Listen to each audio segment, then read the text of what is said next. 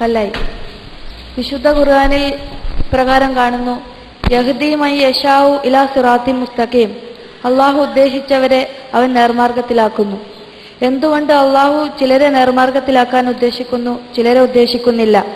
അള്ളാഹുവിന്റെ ഉദ്ദേശത്തെ മറികടന്നുകൊണ്ട് നേർമാർഗം കരസ്ഥമാക്കാൻ സൃഷ്ടികൾക്ക് സാധിക്കുമോ?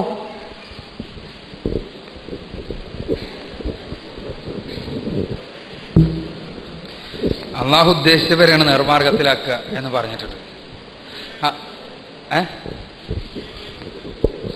ശരി ബന്ധമില്ല. പക്ഷെ വനിതകളെ നമ്മളൊന്ന് പരിഗണിക്കണ്ടല്ലേ? ഒരു ചോദ്യം ചോദിച്ചിട്ട് നമ്മൾ പരിഗണിച്ചില്ല എന്ന് പറഞ്ഞാൽ മോശമല്ലേ? അപ്പോൾ അതുകൊണ്ട് പറയാം, കുറച്ച് വളരെ സംക്ഷിപ്തമായിട്ട് പറയാം. വളരെ വിശദമായിട്ട് പറയേണ്ട ഒരു വിഷയമാണ്, വിധിവിശ്വാസമായിട്ട് ബന്ധപ്പെട്ടതാണ്. അള്ളാഹു ഉദ്ദേശിച്ചവരെയാണ് നേർമാർഗത്തിലാക്കുക, അള്ളാഹു ഉദ്ദേശിച്ചവരെ ദുർമാർഗത്തിലുമാക്കും. ഇത് ഖുർആനിൽ നിരവധി തവണ പറയുന്നുണ്ട്. ഖുർആനിൽ ഇത് മാത്രമല്ല പറയണത്, അള്ളാഹുവിന്റെ ഉദ്ദേശത്തിന് നിമിത്തമാകുന്ന കാര്യങ്ങൾ എന്തൊക്കെയാണെന്ന് കൃത്യമായി പറയുന്നുണ്ട്. ഈ ഉദ്ദേശിക്കുക എന്ന് പറയുമ്പോൾ പഠിച്ചോ ഇങ്ങനെ നോക്കുന്നു, എന്നിട്ട് ഇവനാണ് സ്വർഗത്തുക്കൊട്ടെ, ഓ നരകത്ത്, ഇവനെങ്ങനെ അങ്ങനെ പഠിച്ചവർക്ക് തോന്നിയ മാതിരി സ്വർഗത്തുക്കും നരകത്തുക്കും പറഞ്ഞാക്കാന്നാണോ പഠിച്ചോ ഉദ്ദേശിക്കുക എന്നാണോ നമ്മൾ മനസ്സിലാക്കണേ? പടച്ച തമ്പുരാന്റെ സൃഷ്ടികളാണ് ഓരോ മനുഷ്യനും, സംശയമൊന്നുമില്ലല്ലോ. പടച്ച തമ്പുരാന്റെ സൃഷ്ടികളായ മനുഷ്യരിൽ ഏതെങ്കിലും ഒരു വിഭാഗത്തോടോ ഏതെങ്കിലും ആളുകളോടോ പടച്ചവൻക്കൊരു പ്രത്യേകം സ്നേഹവും പ്രേമവും മറ്റുള്ളവരോടൊരു ദേഷ്യവും കോപമുണ്ടോ? ഇല്ല, സൃഷ്ടിപരമായില്ല. എന്നാൽ എന്താ പ്രശ്നം? മനുഷ്യരുടെ കർമ്മങ്ങൾക്കനുസരിച്ച്, മനുഷ്യരുടെ ജീവിത നിലവാരത്തിനനുസരിച്ച്, മനുഷ്യരുടെ സമീപനത്തിനനുസരിച്ച് പടച്ച തമ്പുരാൻ അവർക്ക് ഹിദായത്ത് നൽകുന്നു, അതേപോലെ തന്നെ ദലാലത്തിലേക്ക് കൊണ്ടുപോവുകയും ചെയ്യുന്നു. ഞാൻ ഉദ്ദേശിക്കുന്നവർക്കാണ് സമ്മാനം കൊടുക്കുക.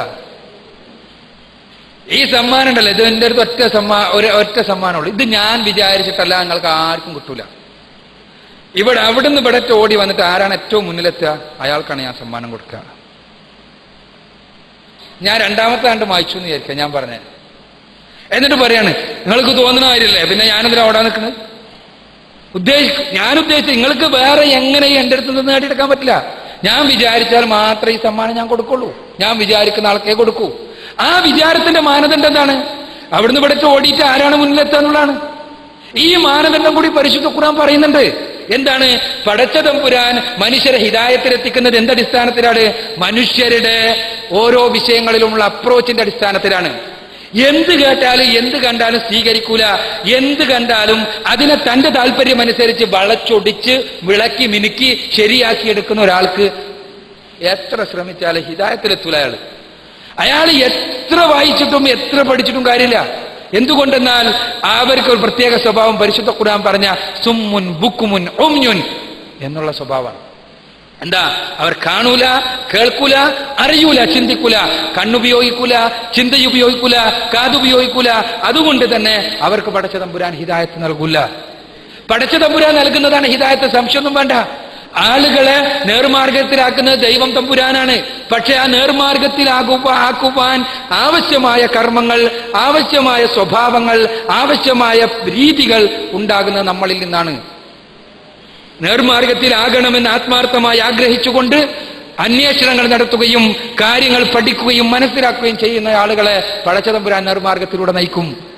അതല്ലാതെ എന്ത് കണ്ടാലും ഞാൻ സ്വീകരിച്ച, ഞാൻ വിചാരിച്ച, ഞാൻ ശരിയെന്ന് കരുതിയ കാര്യം തന്നെയായിരിക്കും ശരി എന്നുള്ള മുൻധാരണയുടെ മാത്രം അടിസ്ഥാനത്തിൽ ജീവിക്കുകയും അങ്ങനെ എന്തിനേയും അതിന്റെ അടിസ്ഥാനത്തിൽ നോക്കിക്കാണുകയും ചെയ്യുന്ന ആളുകൾക്ക് എങ്ങനെ വിചാരിച്ചാലും നേർമാർഗത്തിലെത്താൻ കഴിയൂല. ആ രണ്ട് രീതികളുടെ വ്യത്യാസമാണ്. അതുകൊണ്ട് ഈ ആയത്തുകൾ മാത്രം എടുത്ത് റസൂലുള്ളാഹി സ്വല്ലല്ലാഹു അലൈഹി വസല്ലമയോട് നിർദ്ദേശിക്കുന്ന ചില വചനങ്ങൾ, ആ വചനങ്ങളുമായിട്ട് ബന്ധപ്പെട്ടാണ് യഹ്ദി മൻ യശാ വയുദ്ദില്ലു മൻ യശാ എന്നുള്ള വചനങ്ങൾ കടന്നു വന്നിട്ടുള്ളത്. എന്താ? അള്ളാഹു ഉദ്ദേശിക്കുന്നവരെ മാത്രമേ നേർമാർഗത്തിലാക്കാൻ പറ്റുള്ളൂ. റസൂലുള്ളാഹിക്ക് ആളുകളുടെ മനസ്സറിയോ? റസൂലുള്ളാഹി ചില ആളുകളെ കുറിച്ച് മനസ്സിലാക്കും, അവരിതാ സത്യവിശ്വാസം സ്വീകരിക്കണം എന്ന് ആഗ്രഹിക്കും വളരെ. പക്ഷെ പടച്ചവൻ അവർക്ക് സത്യവിശ്വാസം സ്വീകരിക്കാനുള്ള അനുഗ്രഹം നൽകൂല. കാരണം എന്താണ്?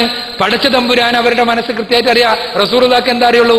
അവരുടെ പുറമെയുള്ള അവരുടെ പ്രവർത്തനങ്ങളും അവരുടെ പെരുമാറ്റങ്ങളും അവരുടെ രീതികളും മാത്രമേ ഉള്ളൂ. മനസ്സിനകത്ത് വിശ്വാസം സ്വീകരിക്കുവാൻ ആവശ്യമായ സംവിധാനം അല്ലെങ്കിൽ അതിനുള്ള ഒരുക്കം ആ ഒരുക്കത്തിൽ അവരെത്തിയിട്ടുണ്ടോ എന്ന് പടച്ച തമ്പുരാനാണ് അറിയാം. അതുകൊണ്ടാണ് പടച്ചവൻ പറഞ്ഞത്, നീ ഉദ്ദേശിക്കുന്നവരെ നിനക്ക് ഹിദായത്തിലാക്കാൻ കഴിയില്ല, ഞാൻ ഉദ്ദേശിക്കുന്നവരെ ഞാനാണ് ഹിദായത്തിലാക്കുക. ആ വ്യത്യാസം മനസ്സിലാക്കുക. അതല്ലാതെ പടച്ച തമ്പുരാൻ കുറെ ആളുകൾ അങ്ങനെ നോക്കിയിട്ട് കുറെ നിങ്ങളുള്ള ആൾക്കാർ മാത്രം സ്വർഗത്തിൽ പോകട്ടെ, അല്ലെങ്കിൽ കുറുതിയ ആളുകൾ സ്വർഗത്തിൽ പോകട്ടെ, വെളുത്ത ആളുകൾ പോകട്ടെ, സ്ത്രീകൾ പോകട്ടെ, പുരുഷന്മാർ പോകട്ടെ, അങ്ങനെ ഏതെങ്കിലും ജാതി ഇന്ത്യക്കാർ പോകട്ടെ, പാകിസ്ഥാൻകാർ സ്വർഗത്തേക്ക്, ഇന്ത്യക്കാരുടെ നരകത്തേക്ക്, അങ്ങനൊന്നും പടച്ച തമ്പുരാൻ ദേശീയ, ഭാഷ, വർഗ, വർണ്ണ, ജാതി, അതും പേര് നോക്കിയിട്ട് മുഹമ്മദ് സ്വർഗത്തേക്ക്, കൃഷ്ണൻ നരകത്തേക്ക്, അങ്ങനെ പേര് നോക്കിയിട്ടോ ജാതിന്റെ പേര് നോക്കിയിട്ടോ ഒന്നുമല്ല സ്വർഗനരകങ്ങൾ. മറിച്ച് മനുഷ്യർക്ക് ഹിദായത്ത് ലഭിക്കണോ, നിങ്ങൾ ബോധപൂർവമായ ദിശണ ഉപയോഗിച്ചുള്ള അന്വേഷണത്തിന് തയ്യാറാവുക, പഠിക്കുക, ചിന്തിക്കുക, അതോടൊപ്പം തന്നെ മുൻധാരണകളില്ലാതെ കാര്യങ്ങൾ ഉൾക്കൊള്ളാൻ സന്നദ്ധമാവുക. എങ്കിൽ പടച്ച തമ്പുരാന്റെ അനുഗ്രഹമായ ഹിദായത്ത് ലഭിക്കുക തന്നെ ചെയ്യും. അതാണ് ചെയ്യേണ്ടത് എന്നാണ് പരിശുദ്ധ ഖുർആൻ പഠിപ്പിക്കുന്നത്.